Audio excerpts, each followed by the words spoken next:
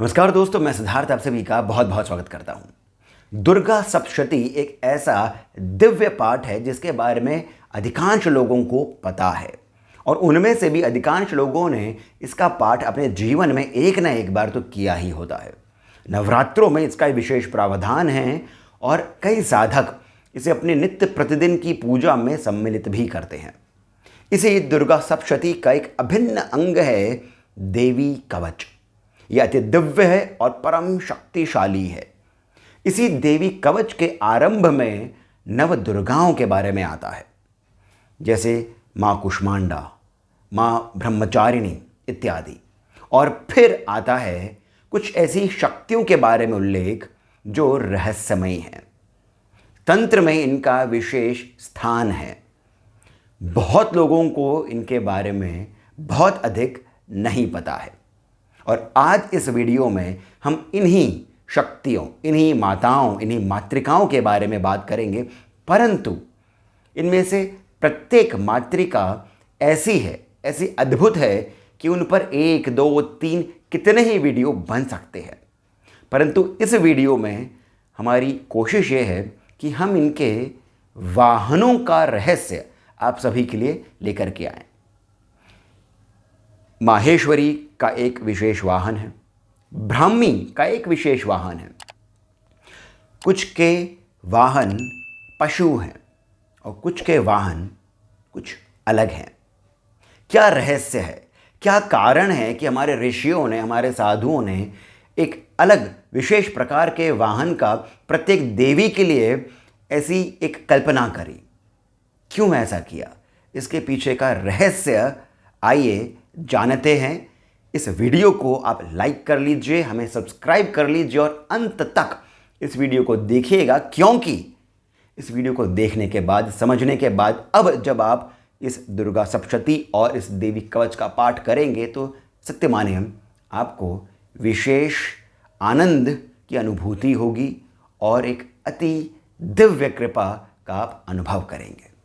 वैसे देवी कवच में जो क्रम रखा गया है उसमें देवी चामुंडा का नाम सर्वप्रथम आता है, फिर आती हैं वाराही, फिर इस प्रकार सभी देवियों का क्रम आता है। जैसे देवी कवच में ही आता है प्रेत संस्था तु चामुंडा, वाराही महिषासना, और इस प्रकार अलग अलग वाहनों के साथ में देवियों का उल्लेख किया गया है।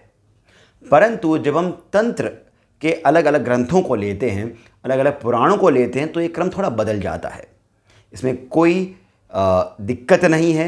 अलग अलग ग्रंथों के अंदर अलग क्रम रखा गया है, तो हम इनमें से एक क्रम को पकड़ करके आगे चलते हैं, जिसमें सर्वप्रथम आती हैं ब्राह्मी।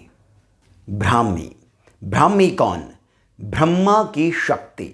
ब्रह्मा कौन है? इस संपूर्ण सृष्टि के रचयिता हैं। इन्होंने इस संपूर्ण सृष्टि को किस प्रकार रचा? मन से रचा। मानस रचना है ये पूरी सृष्टि ब्रह्मदेव की। अब जब इन्होंने मन से रचा है तो जो इनकी शक्ति है वही कल्पना शक्ति है, वही क्रिया शक्ति है और यही शक्ति है देवी ब्राह्मी। यहीं पर ही हम एक गूढ़ रहस्य को समझते हैं, समष्टि और व्यष्टि। समष्टि अर्थात सामूहिक, समष्टि अर्थात संपूर्ण, और व्यष्टि अर्थात प्रत्येक, अर्थात उसी समूह, उसी संपूर्ण का प्रत्येक पार्ट, प्रत्येक अंश। ब्रह्मा ने सृष्टि को संपूर्णता के साथ बनाया और इसी संपूर्णता के अंदर ही आता है व्यष्टि अर्थात प्रत्येक प्रत्येक जीव। यानी कि ब्रह्मा की शक्ति जो है संपूर्ण सृष्टि में तो है ही, यही समष्टि है, और यही शक्ति इनकी प्रत्येक व्यक्ति में भी है, अर्थात प्रत्येक जीव ही ब्रह्मा का रूप है। और ये जो शक्ति है ये क्रियान्वित होती है इसी जीव के ऊपर, यही क्रिया चलती है जीव के द्वारा, अर्थात ब्रह्मा की शक्ति जो है उसी को जीव जो है वो आगे लेकर चलता है। इस ही कारण ब्राह्मी का जो वाहन है वो जीव जीव है। तंत्र में इसी जीव का नाम दिया गया है हंस, अर्थात प्रत्येक जीव हंस है और इसी हंस पर आरूढ़ हैं देवी माता ब्राह्मी। अब यहीं पर ही मैं आपके सामने एक अद्भुत रहस्य को उजागर करता हूं। आपने कभी यह सोचा है कि जब हम श्वास और प्रश्वास को, इसकी क्रिया को जब हम करते हैं, तब कई साधक जो हैं उनकी कुंडलिनी जागृत होती है। ऐसा हमने स्वयं ने भी अनुभव किया होगा या फिर हमने इसके बारे में सुना होगा, देखा होगा।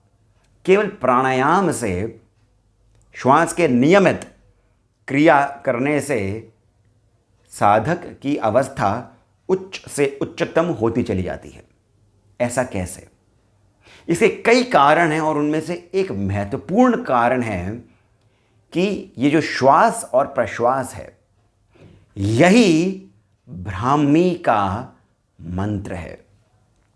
जी हां, ब्राह्मी का मंत्र है श्वास और प्रश्वास, जिसे प्रत्येक व्यक्ति एक अहोरात्रि में, अर्थात दिन और रात्रि में 21,600 बार जपता है बिना इसे जाने। इसी कारण इसे कहा जाता है अजपा।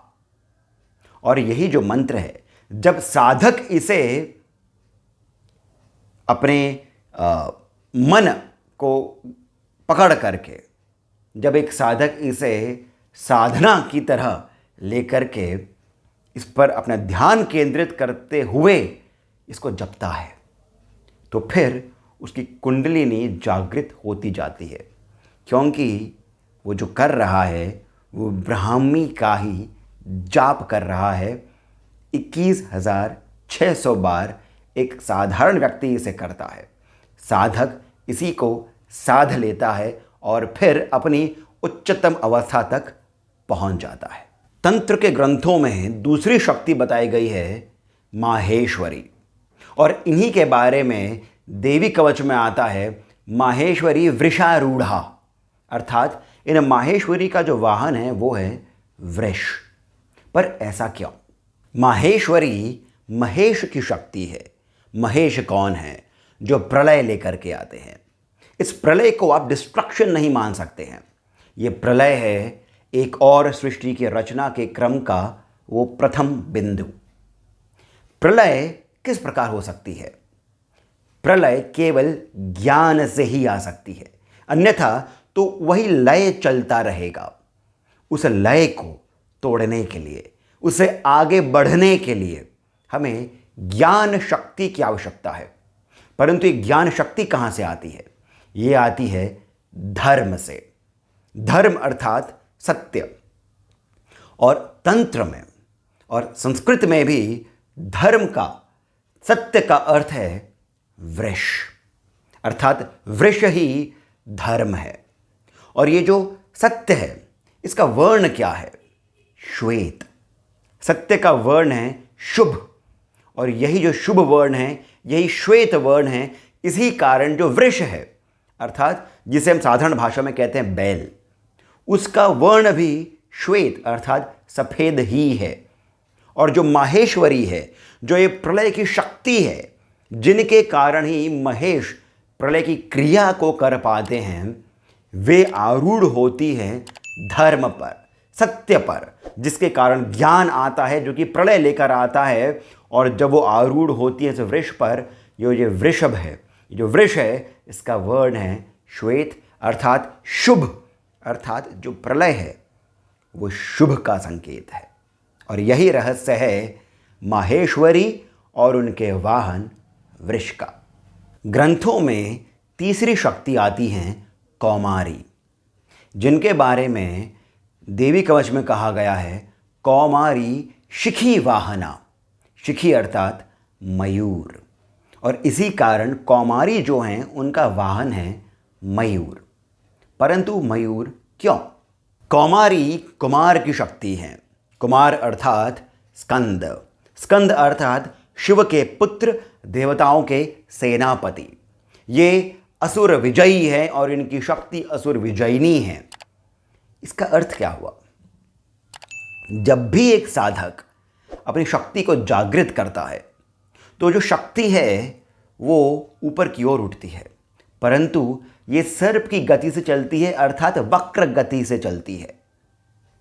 जब जब आप अलग अलग चक्रों को भेदते हुए आपकी जब शक्ति ऊपर की ओर उठती है, तब विभिन्न साधकों को ऐसा अनुभव हुआ है कि उनके मन में कई प्रकार के आसुरी भाव जागृत हो ही जाते हैं, अर्थात काम, क्रोध, लोभ, मोह इत्यादि।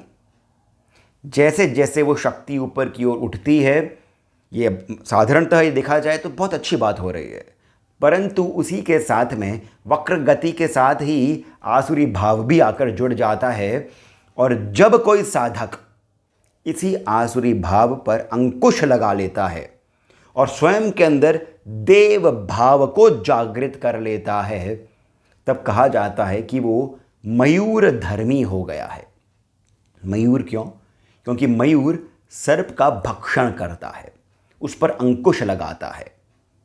और जब एक साधक इस प्रकार मयूर धर्मी हो जाता है तो कहा जाता है कि कौमारी की शक्ति उसी पर आरूढ़ होकर के आगे चल रही है।